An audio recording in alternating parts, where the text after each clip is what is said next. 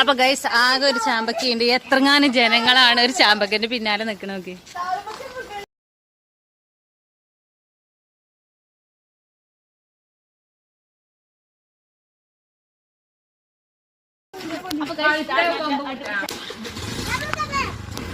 ഒക്കെ വെറുതെ പറിച്ച് പുതിയ പെരുന്നാൾ ഷാളിലാണ് നമ്മുടെ ചാമ്പക്ക അടിക്കണത് കേട്ടാ. പെരുന്നാൾ ഷാളില് ഇതാക്കണ ചാമ്പക്ക കടന്ന് കളിക്കുന്നു.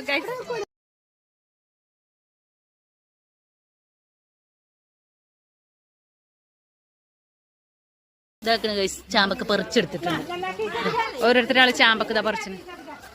ചാമ്പക്ക പറിക്കണതിലാണ് ഗൈസ് ചാമ്പക്ക. നല്ല അടിപൊളി ചാമ്പക്ക. ചാമ്പക്ക കഴിക്കാൻ ഇതിവിടെ ഒരു പറ്റം ജനങ്ങൾ വന്നിട്ടുണ്ട് ഗൈസ്. ഒക്കെ കൊണ്ടോടെ തിരക്കിലാണ് കേട്ടോ ചാമ്പക്ക. നമ്മളെ പൂത്താത്താന്റെ വീട്ടിലത്തെ ചാമ്പക്കയാണ് ഗൈസ്. പൂത്താത്ത അതവിടെ ഇരിക്കുന്നത്.